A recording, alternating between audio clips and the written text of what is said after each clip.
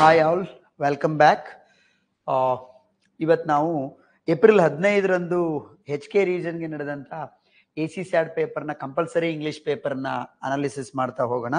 ನಿಮಗೆಲ್ಲ ಈಗಾಗಲೇ ಗೊತ್ತಿರುವಂತೆ ACSAT ಮತ್ತು KAS ಮೇನ್ಸ್ ಇವುಗಳ ಎರಡರಲ್ಲೂ ಇರುವ ಕಂಪಲ್ಸರಿ ಇಂಗ್ಲಿಷ್ ಪೇಪರ್ನ syllabus all the same, question paper ಕೂಡ ಪ್ಯಾಟರ್ನ್ ಆಲ್ ದ ಸೇಮ್ ಇದೆ. ಸೊ ನೀವು KAS ಮೇನ್ಸಿಗೆ ಪ್ರಿಪೇರ್ ಆಗ್ತಾ ಇದ್ದವರಾದರೂ ಓಕೆ, ಅಥವಾ ACSAT ನ ಈಗ ಆಲ್ ಓವರ್ ಕರ್ನಾಟಕ ಎಕ್ಸಾಮ್ ಬರಿತಾ ಇದ್ದಂಥವ್ರಾದ್ರೂ ಓಕೆ, ಅಥವಾ ಆಲ್ರೆಡಿ HK ರೀಜನ್ ನ ಪರೀಕ್ಷೆ ಬರೆದವರಾದ್ರೂ ಓಕೆ. ಒಮ್ಮೆ ಇದರ ಸರಿ ಉತ್ತರಗಳೇನು ಅಂತೇಳಿ ಈಗ ನಾವು ಅನಲೈಸ್ ಮಾಡ್ತಾ ಹೋಗೋಣ ಅನ್ನುವಂಥದ್ದು. ಆನ್ಸರ್ ದ ಫಾಲೋಯಿಂಗ್ ಕ್ವೆಶನ್ಸ್ ಅಂತಿದೆ. First main, which conjunction best connects the two clauses. ಎರಡು ಸೆಂಟೆನ್ಸಸ್ ಇದೆ ಇಲ್ಲಿ, ಎರಡು ಕ್ಲಾಸಸ್ ಇದೆ, independent clauses. She likes to read books ಒಂದು, she doesn't like to read. ಇವೆರಡನ್ನ ಕನೆಕ್ಟ್ ಮಾಡುವ ಬೆಸ್ಟ್ ಲಿಂಕರ್ಸ್ ಅಥವಾ ಕಂಜಂಕ್ಷನ್ ಯಾವುದು ಅಂತ ಕೇಳಿದಾನೆ.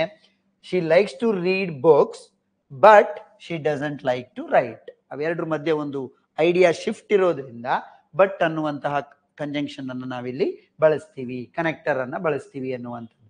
But is the right answer for A. ಬಿಗೆ ನೋಡಿದ್ರೆ, select the most suitable phrase to fill in the blank. Despite the challenges she remained optimistic and hopeful, hopeful and optimistic, hopeful and optimistic, optimistic but hopeful ಅಂತ ಹೇಳಿ ಇದೆ. So ಯಾವುದನ್ನ ಮೊದಲೇ ಬಳಸಬೇಕು ಅಂದ್ರೆ, despite the challenges she remained hopeful and optimistic. ಯಾಕೆ ಅಂದ್ರೆ hopeful ಅನ್ನುವಂಥದ್ದು ಒಂದು ಆಗ್ಬೋದು ಅನ್ನುವ ರೀತಿಯ ಒಂದು ವ್ಯಾಖ್ಯಾನ ಮಾತ್ರ. ಬಟ್ ನೀವು ಆಪ್ಟಿಮಿಸ್ಟಿಕ್ ಅಂದಾಗ ಅದು ಎಕ್ಸ್ಟ್ರೀಮ್ ಲೆವೆಲ್, ಈಗ ಹಾಗೇ ಆಗತ್ತೆ ಅನ್ನುವಂಥ ಒಂದು ಆಶಾಭಾವನೆ, ಎವ್ರಿಥಿಂಗ್ ವಿಲ್ ಬಿ ಓಕೆ ಅನ್ನುವಂಥ ಆಶಾಭಾವನೆ. ಹಾಗಾಗಿ ಹೋಪ್ಫುಲ್ ಅನ್ನ ಮೊದಲು ಬಳಸಿ ಆನಂತರ ಆಪ್ಟಿಮಿಸ್ಟಿಕ್ ಅನ್ನುವಂಥದ್ದನ್ನು ನಾವು ಬಳಸಬಹುದು. So hopeful and optimistic will be suitable answer here. Identify the appropriate verb form to complete the sentence.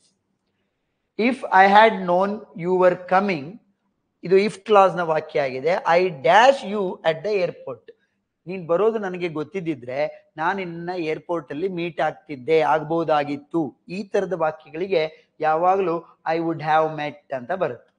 I would have met you at the airport. ನೀನ್ ಬರೋದು ಗೊತ್ತಿದ್ದಿದ್ರೆ ನಾನು ನಿನ್ನ ಅಲ್ಲೇ ಭೇಟಿಯಾಗಬಹುದಿತ್ತು ಅನ್ನೋದು ಅದರ ಅರ್ಥ. ವುಡ್ ಹ್ಯಾವ್ ಮೆಟ್. ಇವೆಲ್ಲ ನಿಮ್ಗೆ ಎಲ್ಲಿ ಗೊತ್ತಾಗ್ತವೆ, ಯಾವಾಗ ಗೊತ್ತಾಗ್ತವೆ ಅಂದ್ರೆ ಟೆನ್ಸ್ ಗಳನ್ನ ಸರಿಯಾಗಿ ಅಭ್ಯಾಸ ಮಾಡಿದ್ರೆ, 12 ಟೆನ್ಸ್ಗಳ ಸ್ಟ್ರಕ್ಚರ್ ಏನು ಅಂತ ಹೇಳಿ ಯಾವಾಗ ನಾವು ನೀಟಾಗಿ ಓದ್ಕೊಂಡಿರ್ತೀವಿ ಪುಸ್ತಕದಲ್ಲಿ, ಯಾವ ಸ್ಟ್ರಕ್ಚರ್ ನಲ್ಲಿ ಸೆಂಟೆನ್ಸ್ ಹೇಗ್ ಬರುತ್ತೆ ಅನ್ನೋದು, ಇವೆಲ್ಲ ಆನ್ಸರ್ ಸಿಗ್ತಾ ಹೋಗ್ತವೆ. ಮುಂದೆ ಟೆನ್ಸ್ ಮೇಲೆ 5 ಕ್ವೆಶನ್ಗಳಿದೆ, that I let you know later. Pick the correct word to fill in the blank ಅನ್ನುವಂಥದ್ದು. The dash, illusion or allusion. The dash to the classic novel was subtle yet effective. Illusion ಅಂದ್ರೆ ಭ್ರಮೆ ಅನ್ನುವಂಥದ್ದು. So ಅದು ಇಲ್ಲಿ suit ಆಗೋದಿಲ್ಲ. ಅಲ್ಯೂಷನ್ ಅಂದ್ರೆ ಈಗ ಸಾಮಾನ್ಯವಾಗಿ ಲಿಟ್ರೇಚರ್, ಆರ್ಟ್ ಅಥವಾ ಯಾವ್ದಾದ್ರು ಒಂದು ಏಸ್ಥೆಟಿಕ್ಗೆ, ಸಿನಿಮಾ, ಡ್ರಾಮಾ, ಬುಕ್ಸ್, ಸಾಹಿತ್ಯ, ಈ ತರದ ಯಾವುದೇ ಒಂದು ಏಸ್ಥೆಟಿಕ್ ಆರ್ಟ್ಗೆ, ಕಲೆಗೆ ಸಂಬಂಧಪಟ್ಟಂತೆ ಒಂದು ಮುಳುಗು ಹೋಗುವಂಥದ್ದು, ಅದ್ರ ಮೇಲೆ ಇರುವಂತ ಅಟ್ರಾಕ್ಷನ್, ಅದರಲ್ಲಿ ತಲ್ಲೀನರಾಗಿ ಹೋಗುವಂಥದ್ದು ಅನ್ನುವ ಅರ್ಥವನ್ನ ಅಲ್ಯೂಷನ್ ಅನ್ನುವಂಥದ್ದು ಕೊಡುತ್ತೆ. ಹಾಗಾಗಿ the correct answer is allusion here, but not illusion. Select the appropriate word to fill in the blank. The dash storm forced us to seek shelter. ಅಂದ್ರೆ ಎಮಿನೆಂಟ್ ಅಂತಿದೆ, ಇಮಿನೆಂಟ್ ಅಂತಿದೆ. ಇಲ್ಲಿ ನೋಡಿ, ಇವೆಲ್ಲ ಹೋಮೋಫೋನ್ಸ್ ಗಳಂತ ಏನ್ ಕರಿತೀವಲ್ಲ, ಆ ಲೆಕ್ಕದಲ್ಲಿ ಕೇಳಿದಾನೆ. ಎಮಿನೆಂಟ್ ಅಂದ್ರೆ ನುರಿತ, ಪರಿಣಿತ ಅನ್ನುವಂಥದ್ದು. ಇಮಿನೆಂಟ್ ಅಂದ್ರೆ ತತ್ಕ್ಷಣ ಅಂತೇಳಿ. ಸೊ ಇಲ್ಲಿ ತತ್ಕ್ಷಣಕ್ಕೆ ಉಂಟಾದ ಬಿರುಗಾಳಿ ಅಥವಾ ಚಂಡಮಾರುತದಿಂದಾಗಿ ನಾವು ಏನ್ ಹುಡುಕ್ಬೇಕಾಯ್ತು, ಬೇರೆ ಕಡೆ ಶೆಲ್ಟರ್ ಅನ್ನ ಹುಡುಕೊಂಡು ಹೋಗ್ಬೇಕಾದ ಪರಿಸ್ಥಿತಿ ಬಂತು ಅನ್ನುವ ಅರ್ಥ ಬರೋದ್ರಿಂದ the correct answer would be imminent, ತತ್ಕ್ಷಣಕ್ಕೆ ಅನ್ನುವಂಥದ್ದು. ಸೊ ಅದು ಮೊದಲನೇ ಮೇನ್ 5 ಮಾರ್ಕ್ಸಿನ ಪ್ರಶ್ನೆ ಮುಗಿದ್ರೆ, ನಂತರ ನಾವು fill in the blanks with an appropriate model verb choosing from the ones given in the brackets ಅನ್ನುವಂಥದ್ದು. ಮಾಡೆಲ್ ವರ್ಬ್ಗಳನ್ನ ಯಾವ್ಯಾವುದನ್ನ ಯಾವ್ದಕ್ಕೆ ಬಳಸ್ತೀವಿ ಅನ್ನುವಂಥದ್ದನ್ನು ತಿಳ್ಕೊಂಡಿದ್ರೆ this would be a very simple task. ಇದೆಲ್ಲ ಆಲ್ಮೋಸ್ಟ್ ಒಂದು ಸೆಕೆಂಡ್ PU ಲೆವೆಲಿನ ಇಂಗ್ಲಿಷ್ಗೆ ಸಂಬಂಧಪಟ್ಟಷ್ಟೇ ಇದು, ಇದೇ ಹೊರತು ಅದಕ್ಕಿಂತ ಟಫ್ ಏನಿಲ್ಲ. You dash smoke here, it's prohibited. ಅಂದ್ರೆ you should not smoke here, ನೀವು ಇಲ್ಲಿ ಸ್ಮೋಕ್ ಮಾಡಬಾರ್ದು, ಅದು ಪ್ರಾಹಿಬಿಟೆಡ್ ಆಗಿದೆ. Dash you please pass the salt. ನೋಡಿ, ಯಾವುದೇ ಸಂದರ್ಭದಲ್ಲಿ ನಾವು ಈ ತರ ರಿಕ್ವೆಸ್ಟ್ ಗಳನ್ನ ಮಾಡ್ಕೊಳ್ಳುವಾಗ, ಪೊಲೈಟ್ ರಿಕ್ವೆಸ್ಟ್ ಗಳನ್ನ ಮಾಡ್ಕೊಳ್ಳುವಾಗ, ಎಸ್ಪೆಷಲಿ ಅಲ್ಲಿ ಪ್ರಶ್ನಾರ್ಥಕ ವಾಕ್ಯ ಇತ್ತು ಅಂದ್ರೆ ಕುಡ್ ಅನ್ನೋದನ್ನ ಬಳಸ್ತೀವಿ. Could you please pass the salt, ಆ ಸಾಲ್ಟ್ ಅನ್ನ ಇಲ್ಲಿ ಪಾಸ್ ಮಾಡ್ತೀರಾ ಅನ್ನುವಂಥದ್ದು. She dash speak 3 languages fluently. ನೋಡಿ, ಕ್ಯಾನ್ ಅನ್ನುವಂಥದ್ದು. ಶಿ ಕ್ಯಾನ್ ಅನ್ನೋದು ಯಾವಾಗ್ಲೂ ಎಬಿಲಿಟಿಯನ್ನ ಎಕ್ಸ್ಪ್ರೆಸ್ ಮಾಡುತ್ತೆ, ಸಾಮರ್ಥ್ಯವನ್ನ ಎಕ್ಸ್ಪ್ರೆಸ್ ಮಾಡುತ್ತೆ. She can speak 3 languages fluently ಅನ್ನುವಂಥದ್ದು. We dash studied harder for the exam. We should have. ನೋಡಿ, ಈಗ ಸ್ಟಡೀಡ್ ಅಂತ ಬಂದಿದೆ ಅಲ್ಲಿ ಅಂದ್ರೆ ಈ ಶುಡ್ ಹ್ಯಾವ್ ಅನ್ನೋದು ನಮಗೆ ಕ್ಲೂ ಕೊಡುತ್ತೆ. ಯಾಕೆಂದ್ರೆ ಸ್ಟಡೀಡ್ ಬಂದಿದೆ V3 ಅಂದ್ರೆ ಪಕ್ಕದಲ್ಲಿ ಹ್ಯಾವ್ ಇದೆ ಅಥವಾ ಹ್ಯಾಸ್ ಇದೆ, ಹ್ಯಾಡ್ ಇದೆ ಅಂತ ಅರ್ಥ. We should have studied harder for the exam ಅಂದ್ರೆ it is a missed opportunity. ನಾವು ಎಕ್ಸಾಮಿಗೆ ಕಷ್ಟಪಟ್ಟು ಓದಿರ್ಬಹುದಾಗಿತ್ತು ಅಂತ. ನೋಡಿ, ಮೇಲ್ಗಡೆ ವುಡ್ ಹ್ಯಾವ್ ಬಂತಲ್ವಾ, ಭೇಟಿ ಆಗಬಹುದಿತ್ತು. ಆ ತರದ ವಾಕ್ಯಗಳನ್ನು ಹೇಳಲಿಕ್ಕೆ would have, should have, could have ಅಂತೇಳಿ ಮಾಡ್ತೀವಿ. ಅಂದ್ರೆ ಸಮಥಿಂಗ್ ದಟ್ ಡಿಂಟ್ ಹ್ಯಾಪನ್, ಯಾವುದನ್ನ ನಾವು ಮಾಡ್ಲಿಲ್ವೋ ಅದನ್ನ ಮಾಡಿರಬಹುದಾಗಿತ್ತು ಅನ್ನುವಂತ ಹೇಳುವ ಸಂದರ್ಭದಲ್ಲಿ modal auxiliary should, would, could ಬಳಸಿ ಪಕ್ಕದಲ್ಲಿ ಹ್ಯಾವ್ ಅನ್ನ ಬಳಸ್ತೀವಿ. We should have studied harder for the exam. You dash worry so much. ಉಳಿದಿರೋದು ಒಂದೇ, you must not worry so much. ಇನ್ನು ಅಷ್ಟೊಂದು ಚಿಂತೆ ಮಾಡುವ ಅವಶ್ಯಕತೆ ಇಲ್ಲ ಅನ್ನುವಂಥದ್ದು.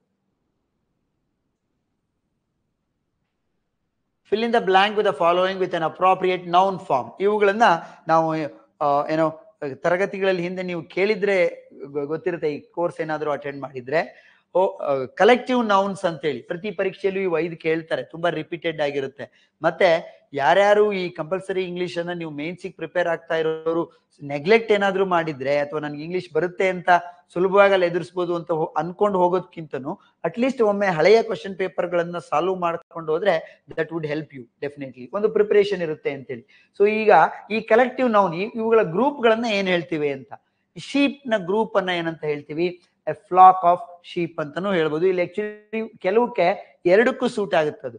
ಎ ಹರ್ಡ್ ಆಫ್ ಶೀಪ್ ಅಂತಾನೂ ಹೇಳ್ತೀವಿ, a flock of sheep. A pack of wolves, pack of wolves ಅಂತ ಹೇಳ್ತೀವಿ. ಸ್ಕೂಲ್ ಆಫ್ ಫಿಶ್, ಫಿಶ್ನ ಗುಂಪನ್ನ, ಗ್ರೂಪ್ ಅನ್ನ ಎ ಸ್ಕೂಲ್ ಆಫ್ ಫಿಶ್ ಅಂತ ಕರಿತೀವಿ. These are all collective nouns of these noun words.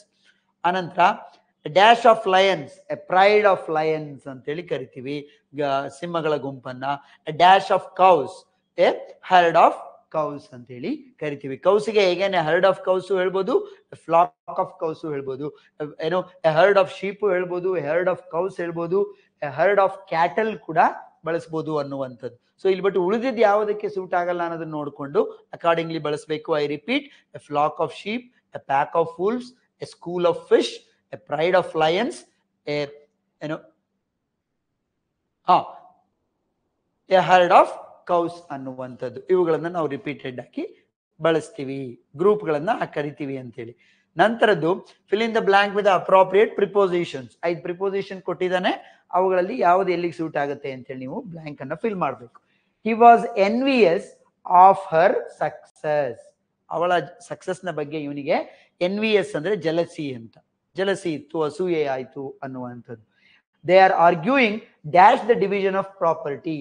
Division of ಪ್ರಾಪರ್ಟಿಯನ್ನ, ಆಸ್ತಿಯನ್ನ ವಿಭಾಗ ಮಾಡ್ಕೊಳ್ಳೋದ್ರ ಮೇಲೆ ಅಥವಾ ಆ ವಿಷಯದ ಬಗ್ಗೆ ಅವರು ಆರ್ಗ್ಯೂ ಮಾಡ್ತಿದ್ದಾರೆ. Over, they are arguing over the division of property.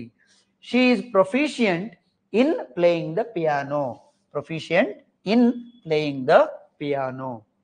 He congratulated Mary dash her new achievements. Congratulate ಅನ್ನುವ ಪದವನ್ನ ನಾವು ಯಾವುದೇ ವಾಕ್ಯದಲ್ಲಿ ಬಳಸಿದ್ರು ಅದ್ರ ಜೊತೆಗೆ ಆನನ್ನೇ ಬಳಸಬೇಕು, ಕಂಗ್ರ್ಯಾಚುಲೇಟೆಡ್ ಫಾರ್ ಅಲ್ಲ. ಕಂಗ್ರ್ಯಾಚುಲೇಷನ್ ಅಂತ ಬಂದ್ರೆ ನೀವು ಫಾರ್ ಬಳಸಬಾರ್ದು, ಆನನ್ನೇ ಬಳಸಬೇಕು. I congratulated him on his success, I congratulated him on the award he one. ಈ ತರ ಕಂಗ್ರ್ಯಾಚುಲೇಟ್ ಅನ್ನೋ ಪದದ ಜೊತೆಗೆ ಆನನ್ನೇ ಬಳಸಬೇಕು. So on her new achievements ಅನ್ನುವಂಥದ್ದು. ಸೊ ಇವೆಲ್ಲ ನೀವು ಪ್ರಿಪೋಸಿಷನ್ಸ್ ಬಗ್ಗೆ ಅಧ್ಯಯನ ಮಾಡಿದಾಗ, ಅವುಗಳನ್ನು ಓದಿದಾಗ ಗ್ರಾಮರ್ ಪುಸ್ತಕದಲ್ಲಿ ಎಲ್ಲ ರೂಲ್ಗಳು ಬಂದಿರ್ತವೆ ಅನ್ನುವಂಥದ್ದು. He is addicted to video games. He is addicted to video games. ಇಲ್ಲೇನ್ ಮಾಡಿದ್ದ, ಪ್ರತಿ ಸರಿ ಯಾವಾಗ್ಲೂ ಕೆಲವು ಯೂಶುವಲಿ ಮೇನ್ಸ್ ಎಕ್ಸಾಮ್ ಅಲ್ಲಿ ಏನ್ ಮಾಡ್ತಾ ಇದ್ದ ಅಂದ್ರೆ ಈ ಹೋಮೋಫೋನ್ಸ್ ಗಳನ್ನ ಅಲ್ಲಿ ವರ್ಡ್ ಅನ್ನ ಫಿಲ್ ಮಾಡೋ ರೀತಿಲೇ ಕೊಟ್ಬಿಡ್ತಾ ಇದ್ದ. ಇಲ್ಲೇನ್ ಮಾಡಿದಾನೆ, ಆ ಸ್ಪೆಲ್ಲಿಂಗ್ ಅನ್ನ ಡಿಫ್ರೆನ್ಸಿಯೇಟ್ ಮಾಡಿ ನೀವು ಅದರ ಮೀನಿಂಗ್ ಅನ್ನು ಕೂಡ ಐಡೆಂಟಿಫೈ ಮಾಡಿ ಒಂದೊಂದು ಸೆಂಟೆನ್ಸ್ ಅನ್ನ ನೀವೇ ಫ್ರೇಮ್ ಮಾಡಬೇಕು ಅಂತ ಕೊಟ್ಟಿದ್ದಾನೆ ಅಷ್ಟೇ, ಇನ್ನೇನಲ್ಲ. ನೋಡಿ, write a sentence each to distinguish between the following pair of words. ಇವೆರಡರ ಮಧ್ಯೆ ಇರುವ ಡಿಫ್ರೆನ್ಸ್ ಅನ್ನು ಐಡೆಂಟಿಫೈ ಮಾಡಬೇಕು ಅನ್ನೋದಕ್ಕೆ ಹೀಗಂದ್ರೆ ಏನು ಹೀಗಂದ್ರೆ ಏನು ಅನ್ನೋದನ್ನ ನಿಮ್ಮ ಸ್ವಂತ ವಾಕ್ಯದಲ್ಲಿ ಒಂದೊಂದು ಸೆಂಟೆನ್ಸ್ ಅನ್ನ ಬರಿಬೇಕು ಅಂತ. ನಾನಿಲ್ಲಿ ವಾಕ್ಯಗಳನ್ನು ಹೇಳಲಿಕ್ಕೆ ಹೋಗೋದಿಲ್ಲ, ಹೀಗಂದ್ರೆ ಏನು ಹೀಗಂದ್ರೆ ಏನು ಅಂತ ಹೇಳ್ತೀನಿ. ಸೊ ಆಗ ನೀವು ಯಾವ ರೀತಿಯ ವಾಕ್ಯ ಮಾಡ್ಕೊಂಡಿರ್ತೀರಾ, ವೆರಿಫೈ. ಈ ಚೆಕ್ ಅಂದ್ರೆ ವೆರಿಫೈ ಮಾಡೋದು ಅಂತ, ಪರಿಶೀಲನೆ ಮಾಡೋದು, ಚೆಕ್ ಅನ್ನುವಂಥ. This cheque is bank cheque. So ಅವೆರಡನ್ನು ಈ ಚೆಕ್ ವೆರಿಫೈ ಅರ್ಥ ಬರೋ ತರದಲ್ಲಿ ಒಂದು ವಾಕ್ಯವನ್ನು ಬಳಸಬಹುದು. I wanted to check whether the room is ready or not. This cheque, he gave me a check of 5,000 rupees ಅನ್ನುವಂಥದ್ದು. ನೈಟ್, ದಿಸ್ ಒನ್ ಇಸ್ ರಾತ್ರಿ. This knight is the medieval knight. King ಅನ್ನುವ ಅರ್ಥ ಬರುತ್ತೆ. ಸರದಾರರು ಅಂತ ಇರ್ತಾ ಇದ್ರಲ್ವಾ ಅವಾಗ, ಅವರು ಆ ಅರ್ಥ ಬರುತ್ತೆ. ಸೋಲ್ಜರ್ಸ್ ಅನ್ನುವ ಅರ್ಥ ಕೂಡ ಬರುತ್ತೆ. ಸೊ ಯಾವ್ದಾದ್ರು ಒಂದು ಅರ್ಥದಲ್ಲಿ ನೀವು ಬಳಸಬಹುದು ಇದನ್ನ. ನೈಟ್ ಅಲ್ಲಿ, ನೈಟ್ ಅಂದ್ರೆ ಮಾಮೂಲು ರಾತ್ರಿ ಅನ್ನುವಂಥದ್ದು. ಆ ಎರಡು ಪದವನ್ನ ಬೇರೆ ಬೇರೆ ಅರ್ಥ ಬರುವ ಕಾರಣಕ್ಕೆ ಒಂದೊಂದು ವಾಕ್ಯದಲ್ಲಿ ಬಳಸಬೇಕು. ಟೇಲ್ ಅಂದ್ರೆ ಕತೆ, story. My mother used to tell me a tale every day. This tail is ಬಾಲ. The cat was pulled by the tail ಅಂತೇಳಿ, ಬಾಲವನ್ನ ಹಿಡ್ಕೊಂಡು ಬೆಕ್ಕನ್ನ ಎಳೆಯಲಾಯಿತು ಅಂತ.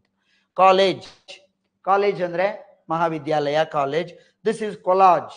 ಈ ಆರ್ಟ್ ಕೊಲಾಜ್ ಅಂತ ಕರಿತೀವಲ್ವಾ, ಬೇರೆ ಬೇರೆ ಚಿತ್ರಗಳನ್ನ ಸೇರಿಸ್ಕೊಂಡು ಒಂದು ಸಮ್ಮಿಶ್ರಣ ಮಾಡಿ ಮಾಡುವಂಥದ್ದು ಕೊಲಾಜ್ ಆರ್ಟ್ ವರ್ಕ್. ಪ್ರಿನ್ಸಿಪಾಲ್, ಮೊದಲನೇದು ಸ್ಕೂಲು ಕಾಲೇಜ್ಗಳಲ್ಲಿ ಇರುವಂತ ಪ್ರಾಂಶುಪಾಲರು. ಎರಡನೇದು ಪ್ರಿನ್ಸಿಪಲ್ ಅಂದ್ರೆ ತತ್ವ, ಲೈಫಿನ ತತ್ವಗಳು, ಜೀವನದಲ್ಲಿ ಅನುಸರಿಸಬೇಕಾದ ತತ್ವಗಳು ಅಂತ ಏನ್ ಕರಿತೀವಲ್ಲ ಆ ತರ ತತ್ವ ಅನ್ನುವ ಅರ್ಥವನ್ನು ಇದು ಕೊಡುತ್ತೆ.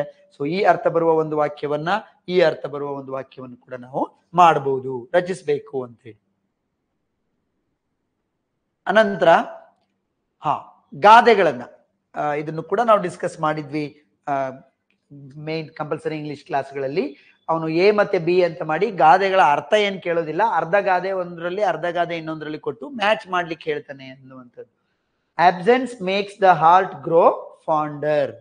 ಅಂದ್ರೆ ಯಾವಾಗ ನಾವು ಒಬ್ಬರಿಂದ ಇನ್ನೊಬ್ರು ದೂರ ಇರ್ತೀವೋ, ಆಬ್ಸೆಂಟ್ ಆಗಿ ಇರ್ತೀವೋ, ಸಿಗುತ್ತಾ ಇರೋದಿಲ್ವೋ, ಆಗ ಅವ್ರ ಮೇಲೆ ಜಾಸ್ತಿ ಪ್ರೀತಿ ಆಗುತ್ತೆ, ಇಷ್ಟ ಜಾಸ್ತಿ ಆಗುತ್ತೆ. ವಸ್ತು ಇರ್ಬೋದು, ವ್ಯಕ್ತಿ ಇರ್ಬೋದು ಅನ್ನುವಂಥ. All that glitters are not gold ಅಂತ ಕೊಟ್ಟಿದ್ದಾನೆ. ಆಕ್ಚುಲಿ ಅದು ಆರ್ ಅಲ್ಲ, ಸರಿಯಾದ ಗಾದೆ. ಆಲ್ ದಟ್ ಗ್ಲಿಟರ್ಸ್ ಅನ್ನೋದು ಇಲ್ಲಿ ಸಿಂಗ್ಯುಲರ್ ಸಬ್ಜೆಕ್ಟ್ ಆಗುತ್ತೆ. ಹಾಗಾಗಿ ಇದು ಈಸ್ ನಾಟ್ ಗೋಲ್ಡ್ ಅಂತ ಆಗ್ಬೇಕು. ಆಲ್ ಅಂತ ಬಂದ ತಕ್ಷಣ ಇದು the entire subject doesn't become plural here. All that glitters ಒಂದು ಎಂಟಿಟಿಯನ್ನು ಕುರಿತು ಹೇಳ್ತಾ ಇರೋದ್ರಿಂದ ಈಸ್ ನಾಟ್ ಗೋಲ್ಡ್, ಹೊಳೆಯುವುದೆಲ್ಲ ಚಿನ್ನವಲ್ಲ ಅಂತೀವಲ್ಲ ಆ ಗಾದೆ ಅದು. Don't judge a book by its cover ಅನ್ನುವಂಥದ್ದು. Good things come to those who wait. ಯಾರು ಪೇಷನ್ಸ್ ಇಂದ ಕಾಯ್ತಾರೋ ಅವರಿಗೆ ಒಳ್ಳೇದಾಗತ್ತೆ ಅನ್ನುವಂಥದ್ದು. ಪ್ರಾಕ್ಟೀಸ್ ಮೇಕ್ಸ್ ಪರ್ಫೆಕ್ಟ್ ಅನ್ನುವಂಥದ್ದು. ಪ್ರಾಕ್ಟೀಸ್ ಮೇಕ್ಸ್ ಮ್ಯಾನ್ ಪರ್ಫೆಕ್ಟ್ ಅಂತ ಹೇಳ್ತಾರೆ. ಇಲ್ಲಿ ಅದನ್ನ ಜೆಂಡರ್ ಸೆನ್ಸಿಟಿವ್ ಆಗಿ ಮಾಡ್ಬಿಟ್ಟು ಮ್ಯಾನ್ ಬಿಟ್ಟಿದ್ದಾರೆ, ಬರೇ ಪ್ರಾಕ್ಟೀಸ್ ಮೇಕ್ಸ್ ಪರ್ಫೆಕ್ಟ್ ಅಂತ ಹೇಳಿ. ಸೊ ಇದು 5 ಮಾರ್ಕ್ಸ್ ಗಾದೆಗಳನ್ನ. ಆ ಗಾದೆಗಳನ್ನು ಕೂಡ ನಿಮ್ಗೆ ಏನೋ if you are aware of this or not, ಇನ್ನೊಂದು ಶಿವಕುಮಾರ್ ಮಾವ್ಲಿ ಅನ್ನುವಂತ ನನ್ನ ಹೆಸರಲ್ಲೇ ಒಂದು ಕಂಪಲ್ಸರಿ ಇಂಗ್ಲಿಷ್ ಪುಸ್ತಕ ಇದೆ ನಾನು ಬರೆದಿರುವಂತದ್ದು. ಈ KS ಮೇನ್ಸ್ ಮತ್ತೆ AC SAD ಎರಡನ್ನೂ ಕ್ಯಾಟರ್ ಮಾಡುವಂತ ಪುಸ್ತಕ ಇದು. ಇದರಲ್ಲಿ ಒಂದು 8-9 ಹಳೆಯ ಪೇಪರ್ಗಳನ್ನು ಅನಲೈಸ್ ಮಾಡಿದ್ದೀನಿ along with Kannada explanation. For example, ನಿಮ್ಗೆ ಮುಂದೆ ಟೆನ್ಸಸ್ ಕ್ವೆಶನ್ಸ್ ಬರುತ್ತೆ, ಸಬ್ಜೆಕ್ಟ್ ಆಫ್ ಅಗ್ರಿಮೆಂಟ್ ಮೇಲಿದೆ. ಈಗ ಆಲ್ರೆಡಿ ಅಲ್ಲಿ ಪ್ರಿಪೋಸಿಷನ್ಸ್ ಬಂತು, ಕಂಜಂಕ್ಷನ್ಸ್ ಬಂತು.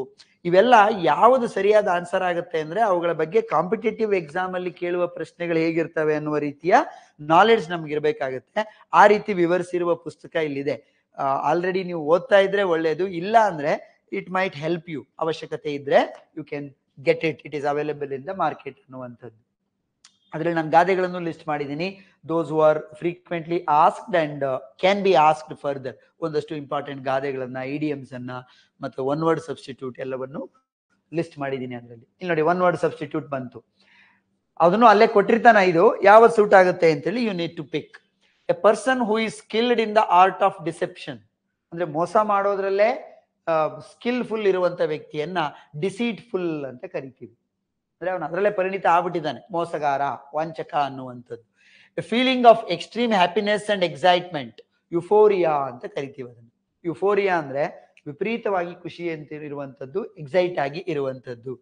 ಎ ಸಡನ್ ವೈಲೆಂಟ್ ಡಿಸ್ಟರ್ಬೆನ್ಸ್, ತಕ್ಷಣಕ್ಕೆ ಉಂಟಾಗುವ ಒಂದು ಡಿಸ್ಟರ್ಬೆನ್ಸ್, ಶೋಭೆ, ತಲ್ಲಣ ಅಂತೀವಲ್ಲ, ಅದನ್ನ ಟಮಲ್ಟ್ ಅಂತೇಳಿ ಕರಿತೀವಿ. Tumult. A person who is stubbornly refusing to change one's opinion or course of action. ಯಾವ ಕಾರಣಕ್ಕೂ ನನ್ನ ಒಪಿನಿಯನ್ ಅನ್ನ ಚೇಂಜ್ ಮಾಡ್ಕೊಳ್ಳೋದಿಲ್ಲ, ನಾನೇನ್ ಅನ್ಕೊಂಡಿದ್ದೀನೋ ಅದನ್ನೇ ಸರಿ ಅಂತ ನಂಬುವಂತ ವ್ಯಕ್ತಿಯನ್ನ ಆಬ್ಸ್ಟಿನೇಟ್ ಅಂತ ಕರಿತೀವಿ. He will be rigid, he is not ready to change any opinion. Obstinate. ಕೊನೆಯದಾಗಿ a person who is excessively concerned about their appearance. ನನ್ನ ಅಟೈರ್ ಹೇಗಿದೆ, ನನ್ನ ಡ್ರೆಸ್ ಹೇಗಿದೆ, ನಾನು ಹೇಗೆ ಕಾಣಿಸ್ಕೊಳ್ತೀನಿ ಅನ್ನೋದ್ರ ಬಗ್ಗೆ ಯಾವಾಗ್ಲೂ ತಲೆ ಕೆಡಿಸ್ಕೊಳ್ಳುವಂತ ವ್ಯಕ್ತಿಯನ್ನ ವೇನ್ ಅಂತ ಹೇಳಿ ಕರಿತೀವಿ. VAIN, vain. So those are 5 one word substitutions. ಆನಂತರ ಪ್ರಿಫಿಕ್ಸ್ ಅನ್ನ ಸೇರಿಸುವಂತದ್ದು, appropriate prefix from the given options. ಮತ್ತೆ ಆ ಪ್ರಿಫಿಕ್ಸ್ ಸೇರಿಸಿದಾಗ ಏನಾಗ್ತವೆ, ಅವೆಲ್ಲ ಆಂಟೋನಿಮ್ಸ್ ಆಗಿ ಕನ್ವರ್ಟ್ ಆಗ್ತವೆ ಎನ್ನುವಂಥದ್ದು. ಪಾಸಿಬಲ್, ಇಂಪಾಸಿಬಲ್ ಆಗುತ್ತೆ. ಕರೆಕ್ಟ್, ಇನ್ಕರೆಕ್ಟ್, IN ಇದೆ. Legal, illegal. Ease, disease. Responsible, irresponsible. ತುಂಬಾ ಸಿಂಪಲ್ ಆಗಿದೆ. ಇವುಗಳ ಪ್ರಿಪೋಸಿಷನ್ಸ್ ಆಗ್ತವೆ ಅನ್ನುವಂಥದ್ದು. ನಂತರ ಪಾರ್ಟ್ ಬಿ ನಲ್ಲಿ ಗ್ರಾಮರ್ನ ಪ್ರಶ್ನೆಗಳಿರುವಂತದ್ದನ್ನು ನಾವು ನೋಡ್ಬೋದು. Lionel Messi has inspired many youngsters to take up football. ಇದನ್ನ ಕ್ವೆಶ್ಚನ್ ಟ್ಯಾಗ್ ಮಾಡಿ ಅಂತ ಕೇಳಿದಾನೆ. ಕ್ವೆಶ್ಚನ್ ಟ್ಯಾಗ್ಗಳು ಕೂಡ ಪುಸ್ತಕದಲ್ಲಿ ನಿಮ್ಗೆ ಸಿಕ್ಕಿರುತ್ತೆ, ಅಥವಾ ತುಂಬಾ ಚಿಕ್ಕ ವಯಸ್ಸಿಂದ ಮಾಡ್ಕೊಂಡು ಬಂದಿರೋದನ್ನ ಕಲ್ತಿರ್ತೀರಾ. ಮರ್ತಿದ್ರೆ ಮತ್ತೊಮ್ಮೆ ನೋಡ್ಕೊಳ್ಳಿ. Lionel Messi has inspired many youngsters to take up football. Has ಬಂದಿದೆ ಅಂದ್ರೆ ಅದೇ ಟೆನ್ಸ್ ಅಲ್ಲೇ ಇಟ್ಕೊಂಡು ಬಳಸಬೇಕು. ಯಾವ ಹೆಲ್ಪಿಂಗ್ ವರ್ಬ್ ಇದೆಯೋ ಅದನ್ನೇ, ವಾಕ್ಯ ಪಾಸಿಟಿವ್ ಇದ್ದಾಗ ನೆಗೆಟಿವ್ ಟ್ಯಾಗ್ ಬಳಸಬೇಕು, ವಾಕ್ಯ ನೆಗೆಟಿವ್ ಇದ್ರೆ ಪಾಸಿಟಿವ್ ಟ್ಯಾಗ್ ಬಳಸಬೇಕು. ಸೊ ಇಲ್ಲಿ ಹ್ಯಾಸ್ ಅಂತಿರೋದ್ರಿಂದ, ಪಾಸಿಟಿವ್ ವಾಕ್ಯ ಇರೋದ್ರಿಂದ ಹ್ಯಾಸಂಟ್ ಹಿ ಅನ್ನೋದು ಇದಕ್ಕೆ ಆನ್ಸರ್ ಆಗುತ್ತೆ. ಹ್ಯಾಸಂಟ್ ಹಿ. ಮೆಸ್ಸಿ ಅನ್ನೋದು ಮೇಲ್ ಆಗಿರೋದ್ರಿಂದ ಹ್ಯಾಸಂಟ್ ಹಿ. ನಂತರ ಅದೇ ಅವನ ಹೆಸರನ್ನೇ ಬಳಸ್ಕೊಂಡು ಮತ್ತೊಂದು ವಾಕ್ಯ ಇದೆ. Lionel Messi has inspired many youngsters to take up football. ಅದೇ ವಾಕ್ಯವನ್ನು ಕೊಟ್ಟಿದ್ದಾನೆ. ಬಟ್ ಇಲ್ಲಿ ಕ್ವೆಶ್ಚನ್ ಏನು ಅಂದ್ರೆ, change into a passive voice sentence. ನೋಡಿ, ಪ್ಯಾಸಿವ್ ವಾಯ್ಸ್ ಗಳನ್ನ ಹೇಗೆ ಬದಲಾಯಿಸುವುದು ಅನ್ನುವಂಥದ್ದನ್ನು ಕೂಡ ನಾವು ಕಲ್ತಿರ್ಲೇಬೇಕಾಗುತ್ತೆ. ಕೆಲವು ಪರೀಕ್ಷೆಗಳಲ್ಲಿ ಪ್ಯಾಸಿವ್ ವಾಯ್ಸ್ಗೆ ಕನ್ವರ್ಟ್ ಮಾಡ್ಲಿಕ್ಕೆ 5 ಮಾರ್ಕ್ಸಿನ ಪ್ರಶ್ನೆಗಳನ್ನ ಕೇಳಿರುವಂತದ್ದು ಇದೆ. ಸೊ ಒಟ್ಟಾರೆಯಾಗಿ ನಮ್ಗೆ ಗ್ರಾಮರ್ನ ಎಲ್ಲ ಅಂಶಗಳು ಈ ಪರೀಕ್ಷೆಯನ್ನ ಎದುರಿಸುವಾಗ ಗೊತ್ತಿರಬೇಕಾಗುತ್ತೆ. ನೋಡಿ, has inspired present perfect tense ಅಲ್ಲಿ ಇದೆ ಅಂದ ತಕ್ಷಣ ಯಾವ ವಾಕ್ಯಗಳಲ್ಲಿ ಹ್ಯಾವ್, ಹ್ಯಾಸ್, ಹ್ಯಾಡ್ ಬರುತ್ತೋ ಪ್ಯಾಸಿವ್ ವಾಯ್ಸ್ಗೆ ಅದನ್ನ ಕನ್ವರ್ಟ್ ಮಾಡುವಾಗ ಅಡಿಷನಲ್ ಆಗಿ ಬೀನ್ ಅನ್ನ ಬಳಸಬೇಕು. So the answer would be has inspired, Lionel Messi has inspired many youngsters. ಇಲ್ಲಿ ಹ್ಯಾಸ್ ಇದ್ರು ಕೂಡ ನಾನು ಯಂಗ್ಸ್ಟರ್ಸ್ ಅನ್ನೋದು ಪ್ಲೂರಲ್ ಆಗಿರೋದ್ರಿಂದ many youngsters have been inspired by Lionel Messi to take up football ಅಂತ ಹೇಳಿ ಅದನ್ನ ಕನ್ವರ್ಟ್ ಮಾಡ್ತೀವಿ. Many youngsters have been inspired by Lionel Messi to take up football ಅನ್ನುವಂಥದ್ದು ಇದರ ಆನ್ಸರ್ ಆಗುತ್ತೆ. ಸೊ ಇಲ್ಲಿ ಹ್ಯಾಸ್ ಇದ್ದು ಇಲ್ಲಿ ಹ್ಯಾವ್ ಯಾಕೆ ಬಂದಿದೆ ಅಂದ್ರೆ ಟೆನ್ಸ್ ಚೇಂಜ್ ಆಗಿಲ್ಲ, ಸೇಮ್ ಟೆನ್ಸ್ ಅಲ್ಲೇ ಇದೆ. ಮೆಸ್ಸಿ ಸಿಂಗ್ಯುಲರ್ ಆಗಿರೋದ್ರಿಂದ ಹ್ಯಾಸ್ ಬಂದಿದೆ. ಮೆನಿ ಯಂಗ್ಸ್ಟರ್ಸ್ ಅನ್ನೋದು ನಮ್ಮ ನೋಡಿ ಪ್ಯಾಸಿವ್ ವಾಯ್ಸ್ಗೆ ಕನ್ವರ್ಟ್ ಮಾಡೋದು ಅಂದ್ರೆ ಆಬ್ಜೆಕ್ಟ್ ಸಬ್ಜೆಕ್ಟ್ ಆಗ್ಬೇಕು, ಸಬ್ಜೆಕ್ಟ್ ಹೋಗಿ ಆಬ್ಜೆಕ್ಟ್ ಆಗುತ್ತೆ. ಮೆನಿ ಯಂಗ್ಸ್ಟರ್ಸ್ ಅನ್ನ ಈ ಕಡೆ ತಗೊಳ್ತೀನಿ. Many youngsters have been, have has ಬಂದಾಗ ಬೀನ್ ಬರ್ಬೇಕು. ಹ್ಯಾವ್ ಬೀನ್ ಇನ್ಸ್ಪೈರ್ಡ್ ಬೈ ಬರ್ಬೇಕು preposition, by Messi, Lionel Messi to take up football ಅನ್ನುವಂಥದ್ದು. ಇದು ಪ್ಯಾಸಿವ್ ವಾಯ್ಸ್ ಸೆಂಟೆನ್ಸ್ ಆಗುತ್ತೆ. ಅದೇ ವಾಕ್ಯವನ್ನ Lionel Messi has inspired many youngsters to take up football, ಒಂದು ವಾಕ್ಯ. He is considered a football legend ಅಂತ ಹೇಳಿ ಕೊಟ್ಟಿದ್ದಾನೆ. ಇಲ್ಲೇನ್ ಹೇಳ್ತಿದ್ದಾರೆ ಪ್ರಶ್ನೆ ಅಂದ್ರೆ, integrate the sentences into a single sentence using a subordinate clause of reason.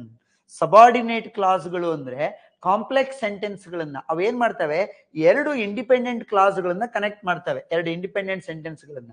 ಆದ್ರೆ ಆ ಸಬಾರ್ಡಿನೇಟ್ ಕ್ಲಾಸ್ ಹೇಗಿರುತ್ತೆ ಅಂದ್ರೆ, ಆ ಕ್ಲಾಸ್ ಅನ್ನ ಬಳಸದೆ ಹೋದ್ರೆ ಈ 2 ವಾಕ್ಯಗಳಿಗೆ ಬಿಗಿನಿಂಗ್ ಅಲ್ಲಿ ಅವನ್ ಬಳಸದೆ ಹೋದ್ರೆ ಮೀನಿಂಗ್ ಇರೋದಿಲ್ಲ ಅನ್ನೋ ತರ ಇರುತ್ತೆ. ಅದಕ್ಕೆ ಈ ವಾಕ್ಯವನ್ನ ಹೇಗ್ ಮಾಡ್ಬೋದು ಅಂದ್ರೆ, ರೀಸನ್ ಇನ್ನ ಸಬಾರ್ಡಿನೇಟ್ ಕ್ಲಾಸ್ಗಳು ಯಾವ್ಯಾವುದು ಅಂದ್ರೆ, ಆಸ್ ಇರ್ಬೋದು, ಸಿನ್ಸ್ ಇರ್ಬೋದು, ಬಿಕಾಸ್ ಇರ್ಬೋದು, ಆಲ್ದೋ ಇರ್ಬೋದು. ಇವುಗಳನ್ನ ರೀಸನ್ ಇನ ಸಬಾರ್ಡಿನೇಟ್ ಕ್ಲಾಸಸ್ ಅಂತ ಕರಿತೀವಿ. ಸೊ ನೀವೇನು ಇಲ್ಲ, ಈ ಇಡೀ ವಾಕ್ಯದ ಬಿಗಿನಿಂಗ್ ಅಲ್ಲಿ ಆಸ್ ಅನ್ನೋದನ್ನ ಬಳಸಬಹುದು, ಅಥವಾ ಸಿನ್ಸ್ ಅನ್ನೋದನ್ನ ಬಳಸಬಹುದು, ಬಿಕಾಸ್ ಅನ್ನೋದನ್ನ ಬಳಸಿ ಈ ಫುಲ್ ಸ್ಟಾಪ್ ಅನ್ನ ತೆಗೆದು ಬರೆದ್ರೆ ಆಯ್ತು. For example, Since Lionel Messi has inspired many youngsters to take up football, full stop ಅನ್ನು ತೆಗಿಬೇಕು. He is considered as a football legend. Beginning ಅಲ್ಲಿ ಸಿನ್ಸ್ ಅಂತ ಬಳಸಬಹುದು, ಅಥವಾ ಬಿಗಿನಿಂಗ್ ಅಲ್ಲಿ ಆಸ್ ಬಳಸಿದ್ರು ಯಾವುದೇ ಅರ್ಥ ವ್ಯತ್ಯಾಸ ಆಗೋದಿಲ್ಲ. As Messi has inspired many youngsters to take up football, he is considered a football legend. ಅಥವಾ because ಅನ್ನೋದನ್ನ ಬಿಗಿನಿಂಗ್ ಅಲ್ಲಿ ಬಳಸಿದ್ರು ಏನು ತೊಂದರೆ ಆಗೋದಿಲ್ಲ. Because Messi has inspired many youngsters to take up football, he is considered a football legend. All three of them are correct. ನೀವು since ಬಳಸಿದ್ರು okay beginning ಅಲ್ಲಿ, ಆಸ್ ಬಳಸಿದ್ರು ಓಕೆ, ಅಥವಾ ಬಿಕಾಸ್ ಅನ್ನ ಬಳಸಿದ್ರು ಕೂಡ ಅದಕ್ಕೆ ಸರಿಯಾದ ಉತ್ತರ ಆಗುತ್ತೆ. Tomorrow he may come again. Transform the sentence to express obligation by changing the modal verb may. may ಅನ್ನೋದು ಆಬ್ಲಿಗೇಷನ್ ಆಗೋದಿಲ್ಲ, ಅದು ಪಾಸಿಬಿಲಿಟಿ ಆಗ್ಬೋದು, ಆಗದೆ ಇರ್ಬೋದು, ಅಥವಾ ಪೊಲೈಟ್ನೆಸ್ ಅನ್ನ ಹೇಳುವಂತದ್ದಾಗುತ್ತೆ. ಹಾಗಾಗಿ ಅದನ್ನ ಒಂದು ಆಬ್ಲಿಗೇಷನ್ ತರ, ಕಂಪಲ್ಷನ್ ತರ ಮಾಡಿ ಹೇಳಬೇಕು ಅನ್ನೋದಾದ್ರೆ tomorrow he should come again ಅಂತ ಹೇಳ್ಬೇಕು. he should ಹೇಳ್ಬೋದು, ಅಥವಾ he must come again. ನೀವು ಯಾವುದನ್ನು ಬಳಸಿದ್ರು ಕೂಡ ಆಗ ಅದು ಆಬ್ಲಿಗೇಷನ್ ಮಾಡಿದ ರೀತಿ ಆಗತ್ತೆ. ಎರಡರಲ್ಲಿ ಯಾವ್ದು ಬಳಸಿದ್ರು okay. Next one, he said I went to the zoo yesterday. Change the narration. ಅದನ್ನ ಆಕ್ಚುಲಿ ಡೈರೆಕ್ಟ್ ಆಗಿ ಅವನು change it into indirect speech ಅಂತ ಕೊಡ್ಬೋದಿತ್ತು, ಬಟ್ ಚೇಂಜ್ ದ ನರೇಷನ್ ಅಂತ ಕೊಟ್ಟಿದ್ದಾರೆ.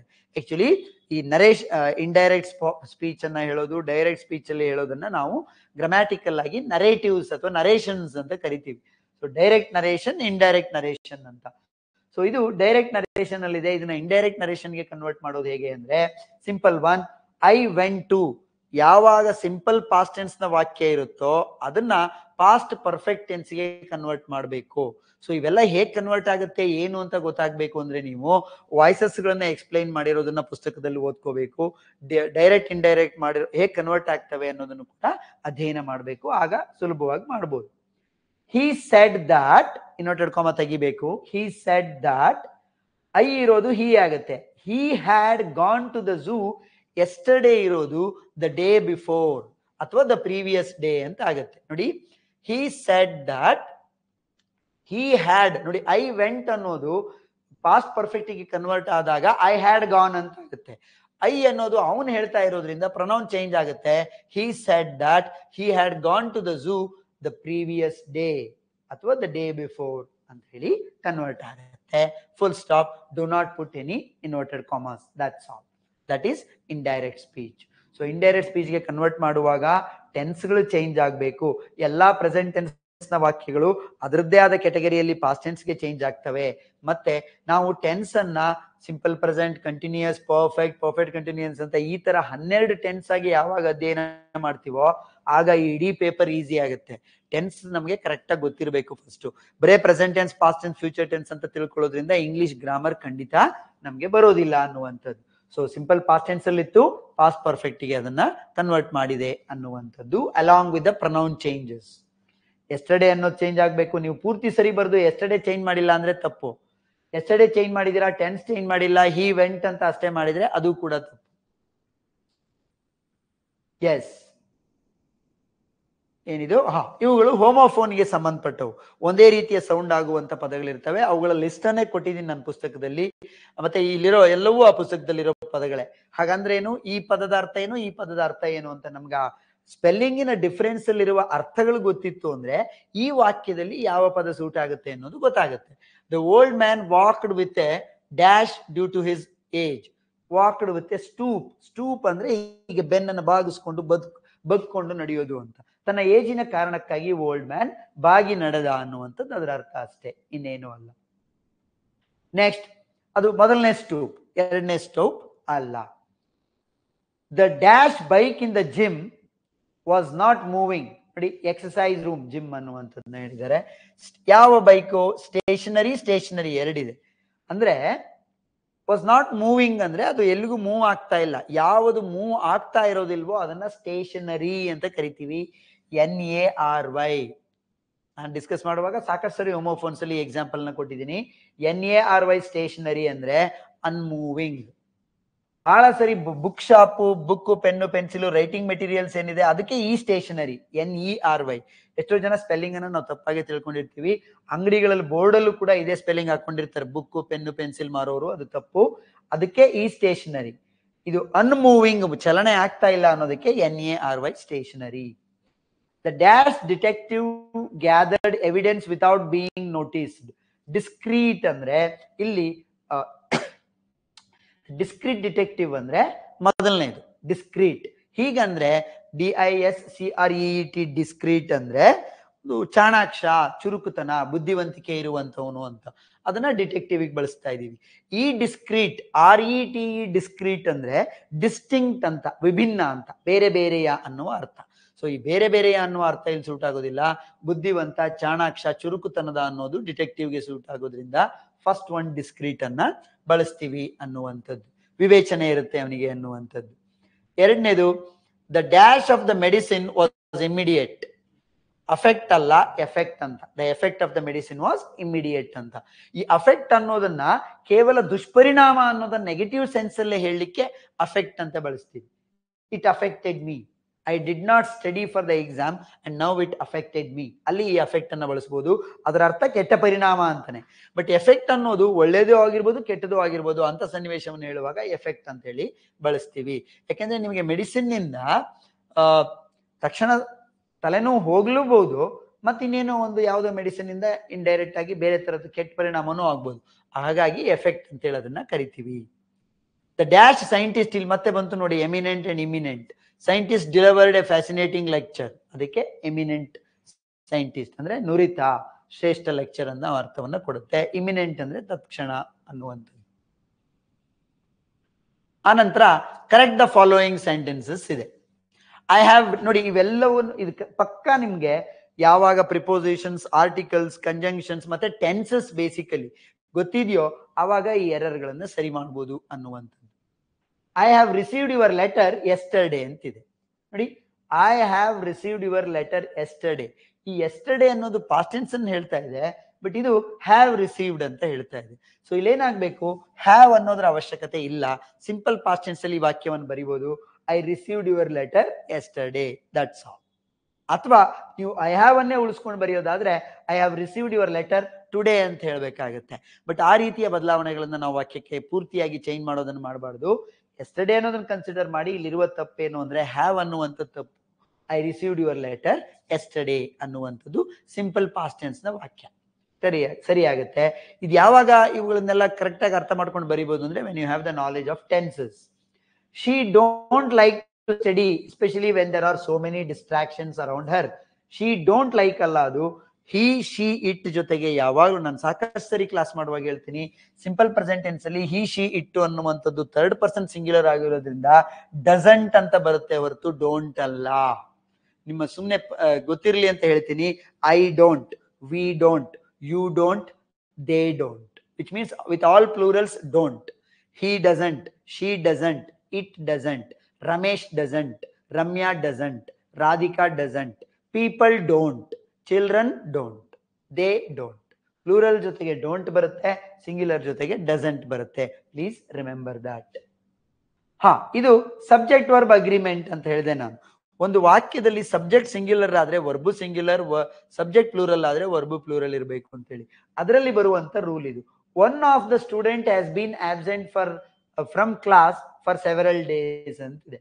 ಈ ಒನ್ ಆಫ್ ದ ಸ್ಟೂಡೆಂಟ್ ಅನ್ನೋದ್ರಲ್ಲಿ ಏನು ಅಂದ್ರೆ, ಯಾವಾಗ ನೀವು ಒನ್ ಆಫ್ ಅನ್ನುವ ಫ್ರೇಸ್ ಅನ್ನ ತಗೊಳ್ತಿರೋ ಮುಂದೆ ಬರುವಂತ ಸಬ್ಜೆಕ್ಟ್ ಯಾವಾಗ್ಲೂ ಪ್ಲೂರಲ್ ಆಗೇ ಇರಬೇಕು.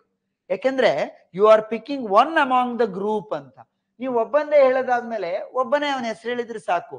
ಆ ವಿದ್ಯಾರ್ಥಿಗಳಲ್ಲಿ ಒಬ್ಬನು ಅಂತ ಹೇಳುವಾಗ ಸ್ಟೂಡೆಂಟ್ಸ್ ಅಂತ ಆಗ್ಬೇಕು. One of the students. ಮತ್ತೆ ಇದು ಕರೆಕ್ಟ್ ಇದೆ, has been correct because you are talking about only one person. So ಈ ವಾಕ್ಯ one of the students has been absent ಅನ್ನೋದು ಸರಿಯಾಗುತ್ತೆ. One of the students have been absent ಅಲ್ಲ. ಈ one of the students ಅನ್ನೋದು ಪೂರ್ತಿಯಾಗಿ ಈ ವಾಕ್ಯದ ಸಬ್ಜೆಕ್ಟ್ ಆಗುತ್ತೆ. ಅದರ ಅರ್ಥ ವಿದ್ಯಾರ್ಥಿಗಳಲ್ಲಿ ಯಾರೋ ಒಬ್ಬ ಬಹಳ ದಿನಗಳಿಂದ ತರಗತಿಗಳಿಗೆ ಆಬ್ಸೆಂಟ್ ಆಗಿದ್ದಾನೆ ಅನ್ನುವಂಥದ್ದು.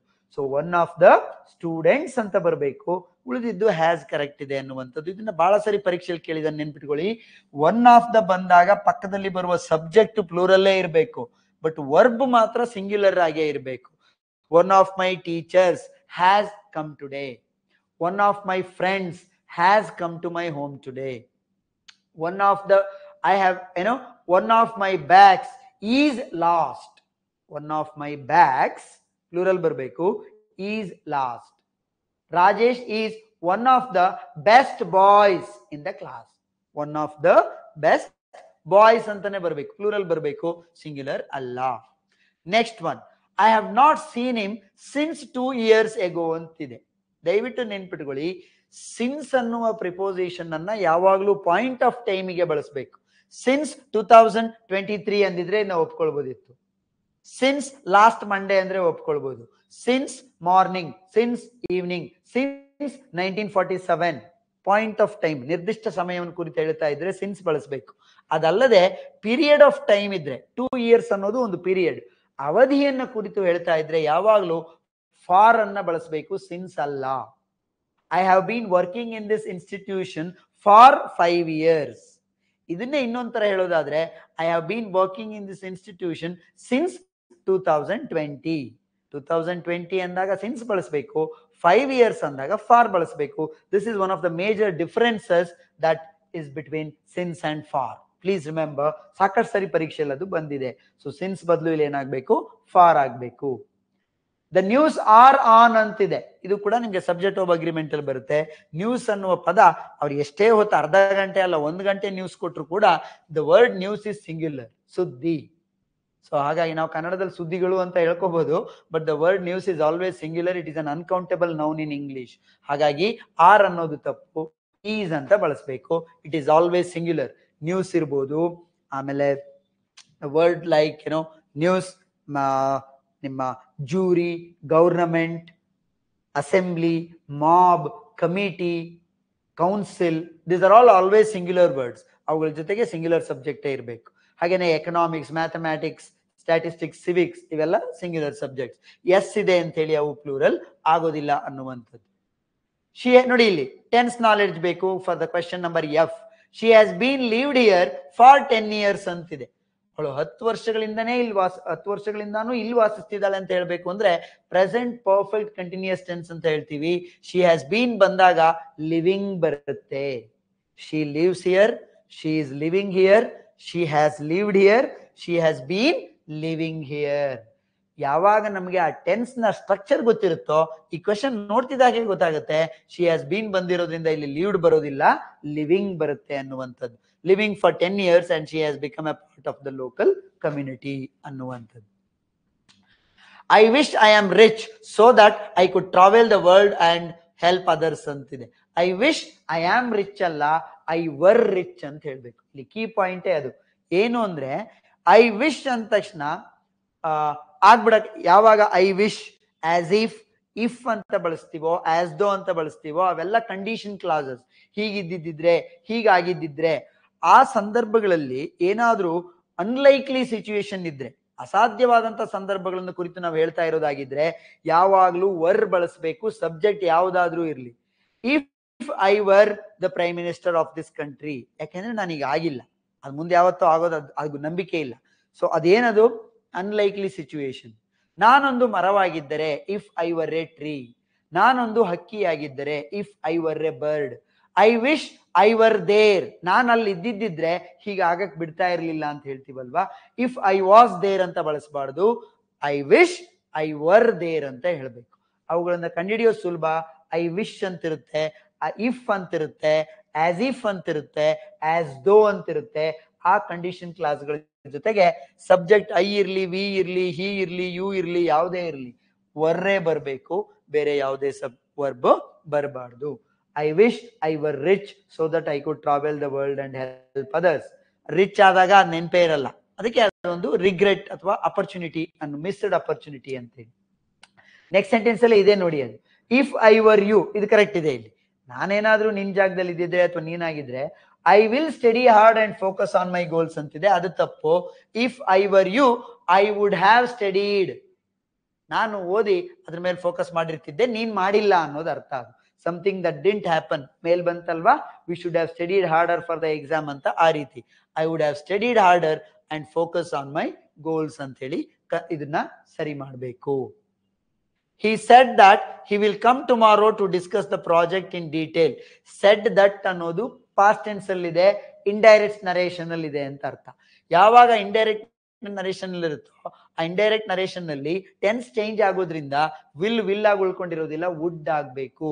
he said that he would come tomorrow to discuss the project in detail ಅನ್ನುವಂಥದ್ದು.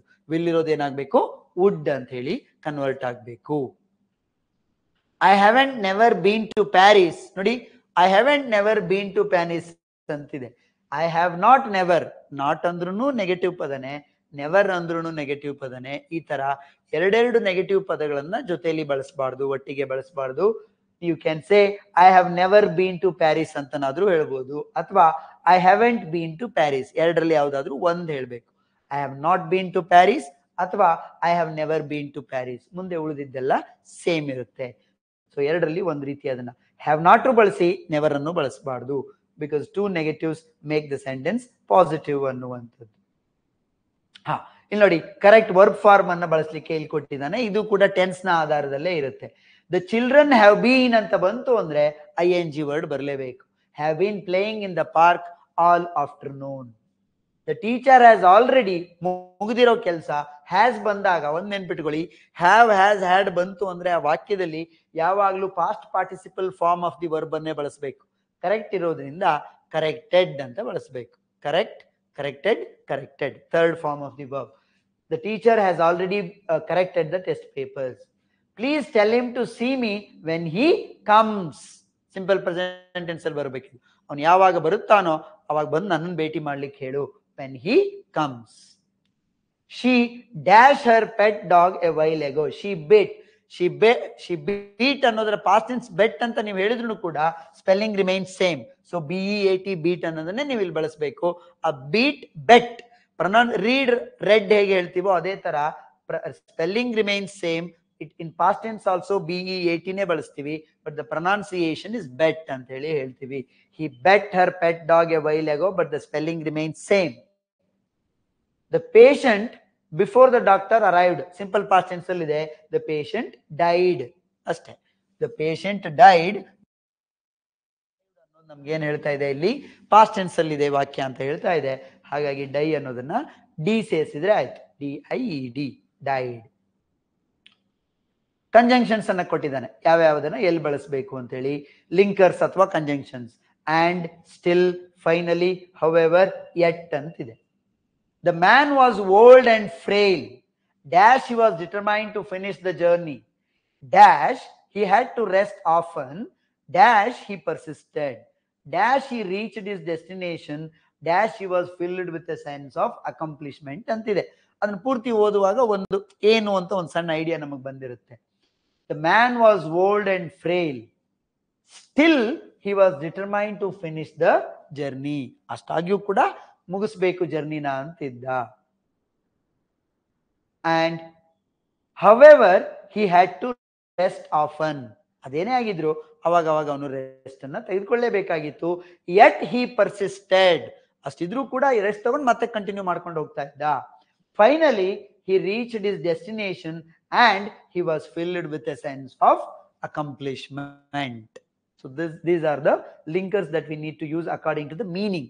ಅವುಗಳ ಮೀನಿಂಗ್ ವೈಸ್ ಅವುಗಳನ್ನ ಅಲ್ಲಿ ಫಿಟ್ ಮಾಡ್ಬೇಕು. ಹೌಎವರ್ ಅಂದ್ರೆ ಅದಾಗ್ಯೂ, ಫೈನಲಿ ಅಂದ್ರೆ ಕೊನೆಯದಾಗಿ, ಯೆಟ್ ಅದಲ್ಲದೆ, ಸ್ಟಿಲ್ ಅದರ ಜೊತೆಗೆ ಅನ್ನುವ ಅರ್ಥದಲ್ಲಿ.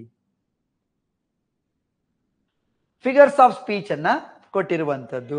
ಸಿಂಪಲ್ ಫಿಗರ್ಸ್ ಆಫ್ ಸ್ಪೀಚ್ ಇವೆಲ್ಲ. ಮೆಟಫರ್ ಅಂದ್ರೆ ರೂಪಕ ಅಲಂಕಾರ. ಏನು ಯಾವುದಿದೆ, the world is a stage, ಅದು ಇದರಂತೆ. ಲೈಕ್ ಮತ್ತೆ ಆಸ್ ಅನ್ನ ಬಳಸಿದ್ರೆ ಸಿಮಿಲಿ, ಅದನ್ನ ಬಳಸದೆ ಒಂದಕ್ಕೊಂದನ್ನ ಹೋಲಿಕೆ ಮಾಡಿದ್ರೆ ಮೆಟಫರ್ ಆಗುತ್ತೆ. ಅದು ಕೂಡ ಪುಸ್ತಕದಲ್ಲಿ ನಿಮಗೆ ಸಿಂಪಲ್ ಆಗಿ ವಿತ್ ಎಕ್ಸಾಂಪಲ್ಸ್ ಕೊಟ್ಟಿದ್ದೀನಿ ನಾನು. Metaphor, the world is a stage. Simile, like ಯಾವ್ದ್ರಲ್ಲಿದೆ, her eyes sparkle like diamonds ಅನ್ನೋದು ಸಿಮಿಲಿ ಆಗುತ್ತೆ. ಲೆಸ್ ಈಸ್ ಮೋರ್ ಅನ್ನೋದು ಪ್ಯಾರಾಡಾಕ್ಸ್. ಲೆಸ್ ಅಂತಾನು ಹೇಳ್ತಾ ಇದ್ದಾನೆ, ಮೋರ್ ಕಡಿಮೆನೇ ಹೆಚ್ಚು. ಪ್ಯಾರಾಡಾಕ್ಸ್ ಅಂದ್ರೆ ಈ ತರ ಅಪೋಸಿಟ್ ವೈರುಧ್ಯಗಳನ್ನ ಹೇಳುವಂತ ವಾಕ್ಯ ಆಗಿರುತ್ತೆ.